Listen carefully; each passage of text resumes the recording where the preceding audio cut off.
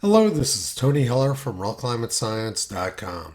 In 1989, the United Nations said we only had until the year 2000 to save the planet from global warming. And they were working towards the adoption of a global climate treaty by the year 1992. Since then, they've made dozens of climate agreements which have done nothing to slow the growth of carbon dioxide in the atmosphere. And in fact, the annual rate of growth of carbon dioxide in the atmosphere has more than doubled since they started making these agreements. There's no indication that any of the disasters they predicted are occurring. The global death rate for all types of natural disasters, including meteorological and climate events, drought, wildfires, storms, and flooding, has declined 95% over the last century. Average life expectancy around the world has more than doubled over the past century. The percentage of the world living in extreme poverty has plummeted. Likewise, illiteracy has plummeted around the world as well.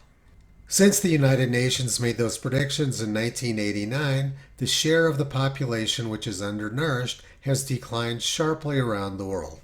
Crop yields have tripled over the last 60 years. NASA says that Earth has gotten much greener over the past few decades due to the increase in carbon dioxide fertilizing plants. The National Oceanic and Atmospheric Administration shows a sharp decline in the number of hot days in the United States since the 1930s.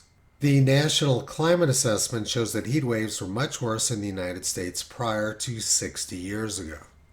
The United States Forest Service shows that burn acreage in the United States is down more than 80% since the 1930s. Since the United Nations made their predictions in 1989, the frequency of all types of hurricanes as well as major hurricanes has sharply declined around the world.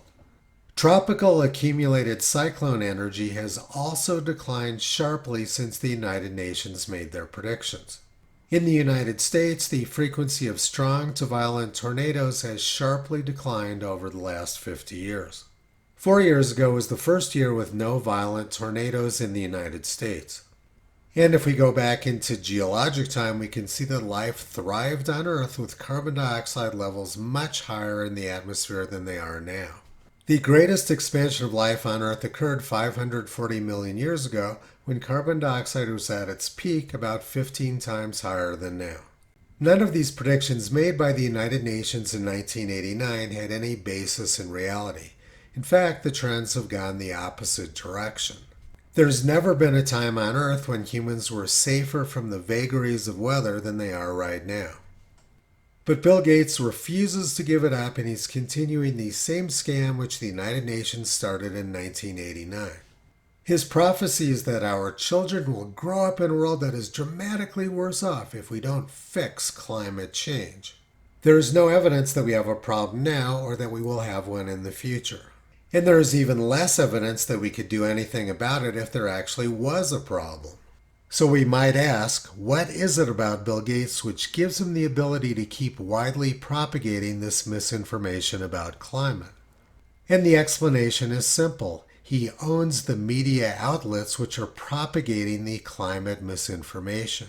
He has given at least $300 million to media outlets to spread his propaganda. He's given almost $25 million to National Public Radio, which spreads huge amounts of climate misinformation every day. And he's given more than $12 million to The Guardian, which spreads just as much climate misinformation as NPR does.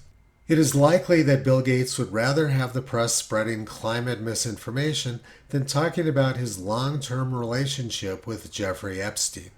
March 3rd, 2022, Melinda Gates says Bill Gates' work with abhorrent Jeffrey Epstein led to their divorce. Toto has been pulling back the curtain on false climate prophecies for the past 15 years.